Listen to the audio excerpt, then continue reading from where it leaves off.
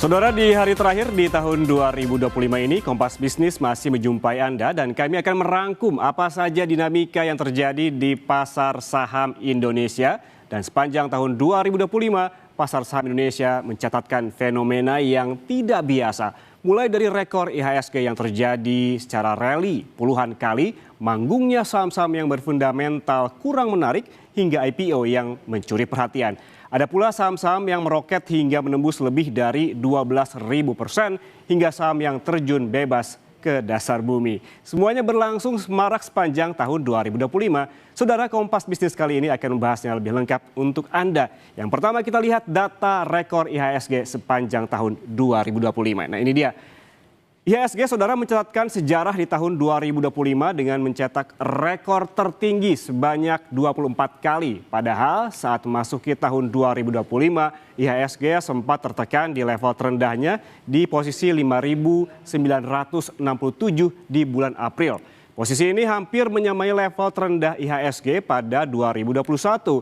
Saat itu sentimen pasar terhadap rencana Amerika Serikat menerapkan tarif ekspor ke sejumlah negara termasuk Indonesia sangat menekan pasar. Bahkan IHSG mengalami trading halt saat terkoreksi 9,19% pada pembukaan perdagangan 8 April 2025. Namun setelahnya, saudara, kinerja pasar saham perlahan membaik. Bahkan IHSG mampu menyentuh rekor tertinggi pada perdagangan 14 Agustus di level 7.931. Setelah itu, IHSG seakan tidak terbendung mencetak rekor all-time high terus-menerus. Dan pada penutupan bursa di akhir tahun 2025, IHSG berada di level 8.646% dan naik 20,71%. Sedikit meleset dari target Menteri Keuangan Purbaya Yudi Sadewa di level 9.000. Gak apa-apa, ini juga sudah lumayan ya. Lalu sektor apa saja yang membuat IHSG bersinar? Kita lihat data. Nah, ini dia sektor saham paling bersinar di tahun 2025. Kalau menilik dari sektornya, saham-saham teknologi menjadi paling moncer pada tahun 2025. Ini emiten-emiten yang tergabung dalam IDX Tekno ataupun di sektor teknologi menyatakan penguatan signifikan hingga 135% selama 2025. Saham-saham seperti WIFI atau Wi-Fi, besutan konglomerat Hasim Joyo Hadikusumo melonjak hampir 700%. Kemudian ada juga DCII milik Toto Sugiri meroket 370%. Dan selain itu ada pula saham Inet yang terbang 941%.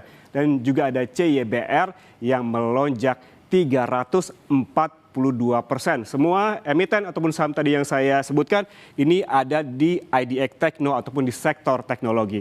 Kemudian sektor industri yang juga bersinar di tahun 2025 ini sebesar 110%. Ada juga infrastruktur yang naik ataupun tumbuh 82%. Ada juga yang naik ataupun bersinar di tahun 2025 adalah sektor energi sebesar 63%. Dan yang kelima ada basic material yang juga naik selama 2025 ini sebesar 61%.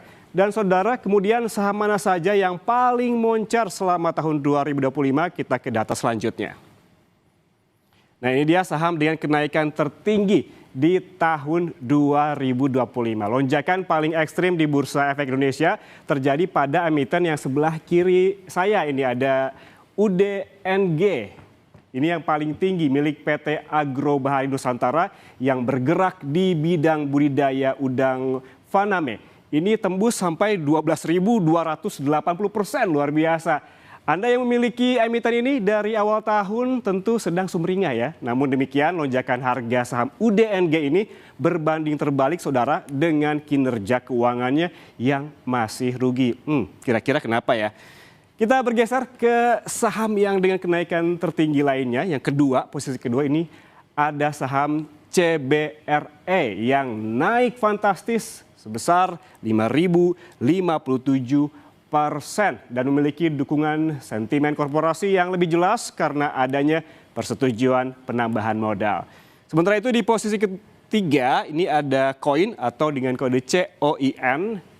Ini yang melonjak 2.774%. yang menjadi sorotan setelah masuknya pemilik saham baru, yaitu adik dari Presiden Prabowo, yakni Hashim Joyo Hadikusumo. Nah, saudara, kalau tadi saham mana saja yang paling untung, selanjutnya kita ke saham mana saja yang paling ambles. Kita lihat di data berikutnya.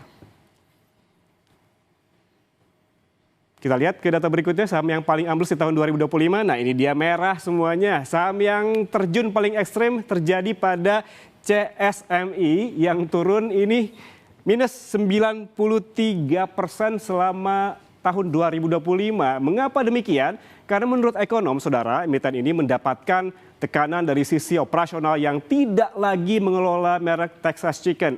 Anda mungkin sudah familiar dengan merek ini, begitu ada di mana-mana. Namun ini sentimen ini, CSMI tidak mengelola lagi Texas Chicken yang menjadi pertimbangan investor untuk hold atau justru cut loss begitu dan keluar dari investasi di CSMI. Hal ini menimbulkan ketidakpastian arah usaha yang ujung-ujungnya saudara kehilangan kepercayaan dari pasar. Kemudian ada juga yang ambles selanjutnya, yaitu saham dengan kode SAPX yang bergerak di sektor jasa dan juga logistik juga turut tertekan sebesar 81%. Kinerja yang tidak tumbuh sesuai ekspektasi pasar diduga jadi salah satu biang keladi yang membuat pasar melakukan penyesuaian. Dan yang ketiga yang ambles juga di tahun 2025 adalah saham Devi. Ini turun sebesar 79%. Emiten ini punya rekam jejak dalam status bermasalah dan terancam delisting. Meskipun kembali diperdagangkan, tampaknya masih kesulitan untuk memulihkan kepercayaan investor. Saudara, pemilik saham-saham ini tentunya harus banyak-banyak sabar ya, dan juga segera menentukan keputusan hold atau cut loss. Yuk kita tinggalkan dulu ini saham-saham merah, kita balik lagi ke emiten yang menghijau, utamanya yang IPO di tahun 2025 pada data berikutnya. Kita lihat. Nah, ini dia yang kembali menghijau adalah saham IPO paling cuan di tahun 2025. Selain menduduki posisi ketiga, saham dengan kenaikan tertinggi sebesar 2.774%, yaitu ada Koin. Koin ini saudara tercatat sebagai emiten IPO paling cuan nomor 1. Juga tercatat sebagai emiten IPO yang nomor 1 di tahun ini dan juga nomor 3 tadi kalau di keseluruhan sahamnya. Sementara di posisi kedua ini ada RLCO. Ini merupakan perusahaan pengolahan sarang burung walet yang cuan sebesar 680% atau lebih dari 6 kali lipat. Sementara yang ketiga ada Ratu. Ini emiten konglomerat sekaligus suami Ketua DPR RI Puan Maharani, Happy Hapsoro, yang melesat sebesar 586%. Kita lihat keempat di sini ada CDIA, saudara, bagian dari konglomerasi Prayogo Pangestu yang naik 552% sepanjang tahun 2025. Saudara, itu tadi rekapan yang terjadi di Bursa Efek Indonesia sepanjang tahun 2025 yang sudah melakukan penutupan perdagangan pada hari Selasa kemarin.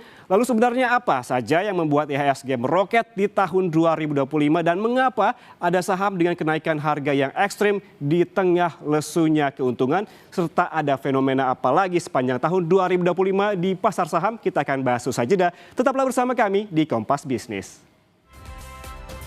Anda masih bersama kami di Kompas Bisnis, saudara. Apa saja sentimen yang membuat IHSG terus meroket di semester kedua tahun 2025 dan mengapa ada saham dengan kenaikan harga yang ekstrim di tengah lesunya keuntungan dan bagaimana proyeksi pasar saham tahun depan? Kita bahas bersama CEO Advisor Provina Visindo, Praska Putrantio. Selamat pagi, Mas Praska. Selamat pagi, Mas Yan. Mas Praska, kita bahas fenomena yang luar biasa apa saja yang terjadi di pasar saham ini sepanjang tahun 2025. Yang pertama tadi ada rekor tertinggi IHSG yang berlangsung puluhan kali dan sebagian besar terjadi di era Menteri Keuangan Purbaya Yudisadewa. Analisis Anda, apakah ini ada hubungannya dengan kepercayaan investor atau ada sentimen-sentimen lain?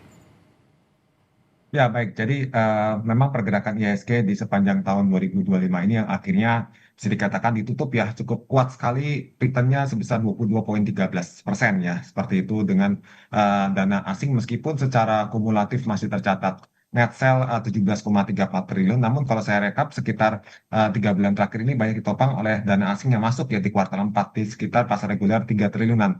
Nah, bahkan dalam 1 bulan terakhir itu di pasar negosiasi dana asing masuk sekitar 10,72 triliun sehingga dalam 1 bulan terakhir dana asing di pasar saham kita secara total itu sekitar 11,49 triliun net buy seperti itu. Jadi artinya kita melihat bahwa tampaknya kepercayaan pasar itu mulai kembali pulih di memasuki semester 2 ditambah lagi dengan Menteri Keuangan yang baru meskipun awalnya sempat mungkin pasar sedikit apa namanya menunggu kepastian bagaimana gebrakannya namun dengan beberapa program likuiditas yang dikucurkan dan juga berbarengan juga dengan tren suku bunga Bank Amerika Serikat suku bunga the Fed dari Amerika Serikat yang melakukan pemangkasan sekitar 3 kali dan di tahun ini pun juga kita lihat sepanjang perjalanan 2025 BI 7 days repo rate juga dipangkas sebanyak 5 kali dari level 6% di 2024 hingga sekarang di level 4,75%. Artinya itu yang juga turut mendorong atau menjadi stimulus di pasar saham yang akhirnya mengalami all time high sekitar 24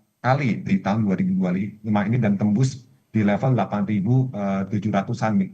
tertinggi ya saat itu 8.760-an kira-kira seperti itu.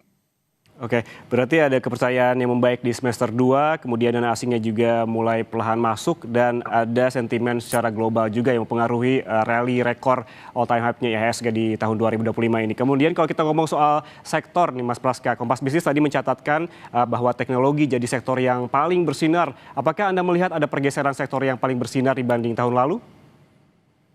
Ya, kalau kita bandingkan dibanding tahun lalu, kalau tahun ini, kalau saya review, yang menjadi top 3 best performance ya di tahun 2025 adalah teknologi, perindustrian, dan infrastruktur.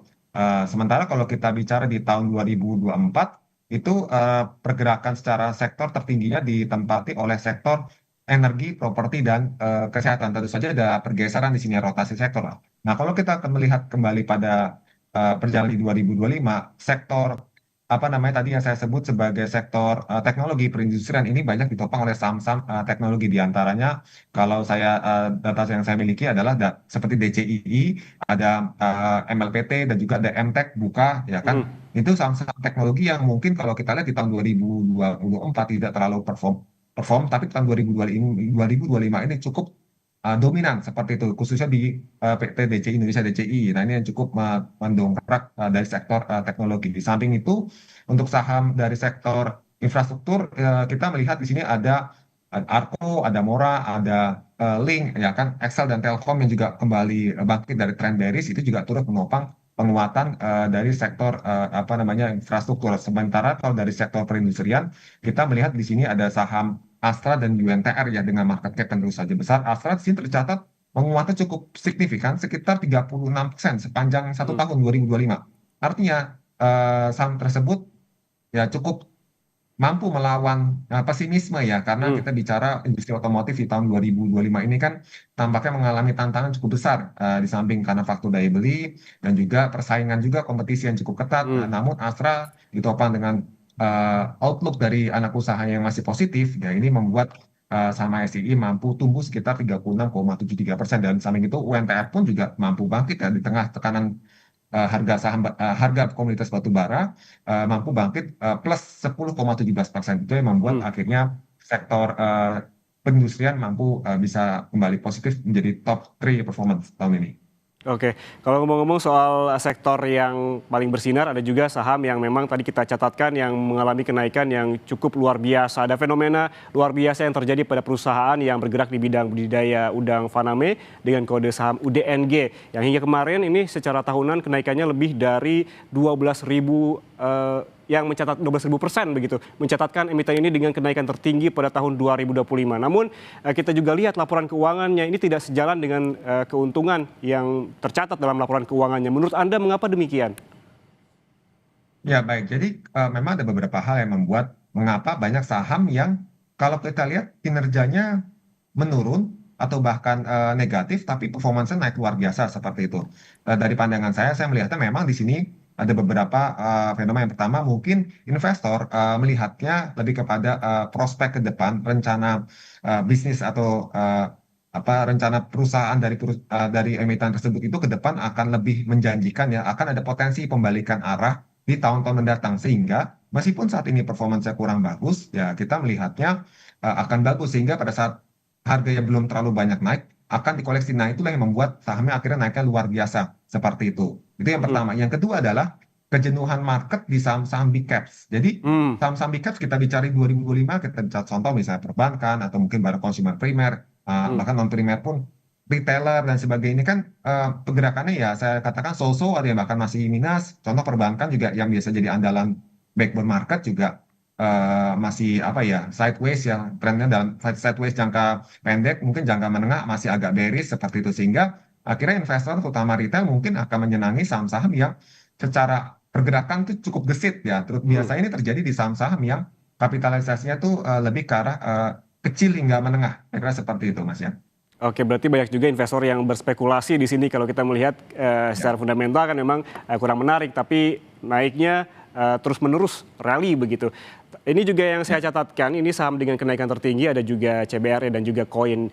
Salah satu saham IPO yang mencuri perhatian adalah Koin milik Hashim Joy Ya. Hadikusumo. Nomor satu saham IPO paling cuan dan juga peringkat tiga saham dengan kenaikan tertinggi di 2025. Apakah Anda melihat Anda melihat emiten ini seperti apa? Ya, baik. Jadi kalau saya rekap memang ada top 5 ditempati oleh koin ya, RLCO, CDIA, Ratu, dan Fore seperti itu. Namun koin yang nomor satu ya sekitar 3.780% ya dari harga IPO ya. Kalau di sini saya rekapnya. Nah, Hmm. koin ini memang kalau secara harga saham dan performance keuangannya bisa dikatakan cukup sejalan karena dari posisi minus ya kan realisasi 2004-2025 itu mampu mencatatkan laba yang positif, artinya secara pertumbuhan naik ratusan persen seperti itu, sehingga dengan prospek yang cukup bagus juga kan bergerak di bidang jasa investasi, Mhm. alternatif investasi, maka menurut saya ini menjadi hal yang cukup positif ya di tren di tanah air ya, di mana sebenarnya berinvestasi itu sudah bukan hal yang khusus lagi tapi sudah menjadi tren umum ya, lifestyle lah kalau boleh saya katakan, sehingga Hmm. minatnya cukup besar ke sana seperti itu. Oke, kita lihat juga di grafis berikutnya saham yang paling ambles di tahun 2025, Mas Praska, ini ada CSMI, Ya. ada SAPX, dan ada juga Devik. Anda melihat tiga saham ini, analisisnya seperti apa di tahun 2025? Ya, jadi ada CSMI, SAPX, dan Devi ya. Memang di sini saham-sahamnya itu kalau saya lihat di samping tidak terlalu liquid khusus di bagian apa namanya Devi ya.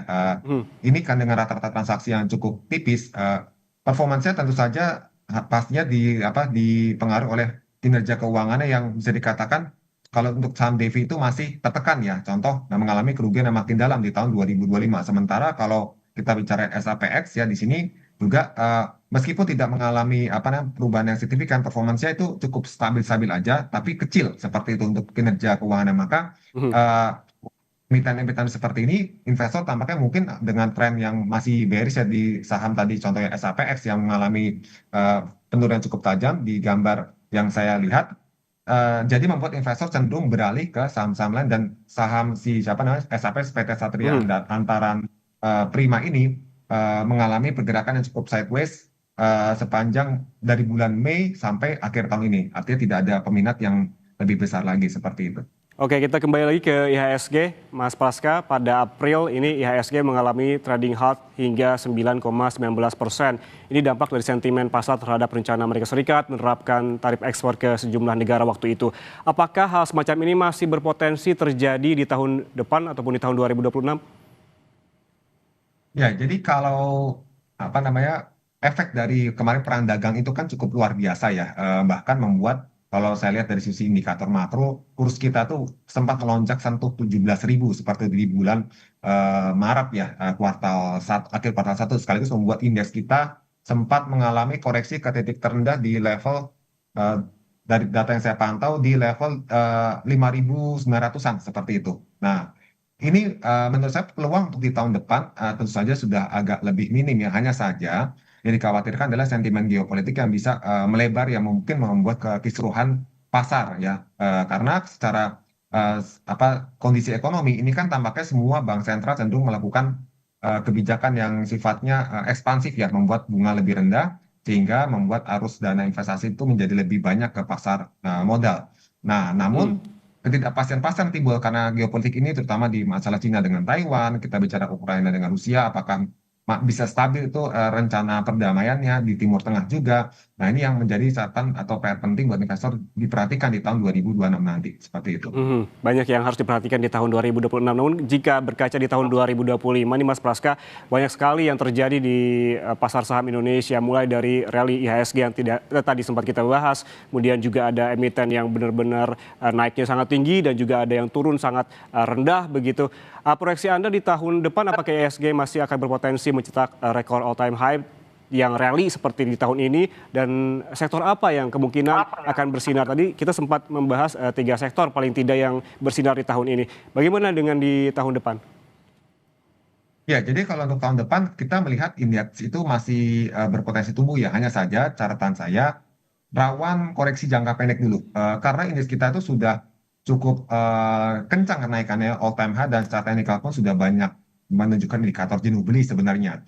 Nah, sehingga di tengah kondisi laporan keuangan yang bisa dikatakan sudah sesuai ekspektasi beberapa emiten ya kan, ada yang memang membaik, ada juga yang memang sudah jelek ya kan. Harapan tahun depan itu bisa lebih baik lagi, tapi karena harga sudah di price in, maka tahun depan itu lebih rawan kepada fase distribusi menurut saya di kuartal 1 hingga 2. Sehingga rawan koreksi di tengah lagi, meskipun The Fed akan diproyeksikan berita terbaru itu memangkas suku bunga lagi tahun depan, tapi tampaknya pasar sudah apa ya, bisa dikatakan merespon lebih dini, dan tahun depan itu begitu nanti dipangkas suku bunganya, pasar akan cenderung mengalami koreksi. Nah, secara sektor mungkin saya melihatnya di tahun depan itu yang masih menarik adalah sektor dari komoditas pertambangan logam seperti itu yang pertama. Kemudian dari sektor perbankan. Nah, sementara terakhir mengikuti adalah sektor properti. Nah, di mana sektor perbankan properti ini fokusnya lebih ke jangka panjang ya. Sementara kalau untuk sektor pertambangan logam ya ini menurut saya lebih ke jangka pendek menengah. Kira-kira Oke, seperti itu. oke, menarik. Dan Tadi yang ada tengah-tengahnya Mas sektor Praska. retail. Ya. Menarik tadi Mas Praska menyebutkan bahwa komoditas perbankan begitu, termasuk sektor yang kemungkinan juga akan bersinar di tahun depan. Mengapa demikian? Mengingat di tahun 2025 ini perbankan termasuk yang redup, kalah dengan emiten-emiten terutama yang konglomerasi. Ya, jadi kalau dari pandangan saya memang meskipun perbankan kan bisa dikatakan kalah di tahun ini, tapi untuk tren di tahun depan saya melihatnya perbaikan kondisi ekonomi yang saya lihat secara data-data ya, kita bicara indeks PMI kita sudah kembali naik ke atas 50 ya kan, keyakinan konsumen kita menaik, pertumbuhan kredit meskipun agak sedikit melambat ya, terakhir kan ke 7,74%. Namun tampaknya di sini realisasi performance bank di tahun depan tuh bisa berpeluang lebih baik seiring dengan stabilnya ekonomi ya, di dalam negeri seperti itu. Nah, ini yang membuat saya yakin kenapa perbankan tahun ini tuh belum terlalu banyak direspon karena eh, tampaknya investor membutuh pembuktian dulu dengan likuiditas yang diberikan lebih melimpah, suntikan apa namanya insentif ke ekonomi lewat tadi ya kucuran likuiditas itu, apakah ekonomi mampu bergerak tidak bertahan atau tidak. Apalagi nanti kalau kita lihat bagaimana pertumbuhan ekonomi di Q4. Nah, apakah Indonesia mampu bertahan di atas 5% seperti itu? Nah, hal seperti itu kalau mampu memang terbukti di atas target, tentu saja ini menjadi kabar bagus buat sektor perbankan di tahun depan. Seperti itu. Oke, yang paling dekat yang akan kita hadapi di awal tahun adalah January Effect biasanya begitu ya Mas Praska. Menurut Anda akan seberapa besar efek dari January Effect ini terhadap pasar modal di Indonesia? Dari pandangan saya, untuk tahun ini karena indeks sudah rally ya, bahkan tertinggi kan di sekitar 8.760-an ya kurang lebihnya ya. Ini January Effect cenderung agak kecil ya peluangnya, bahkan mungkin di awal-awal minggu indeks berpotensi mengalami kenaikan. Tapi untuk full month Januari, saya melihatnya peluang nggak kecil dan bahkan cenderung rawan profit taking.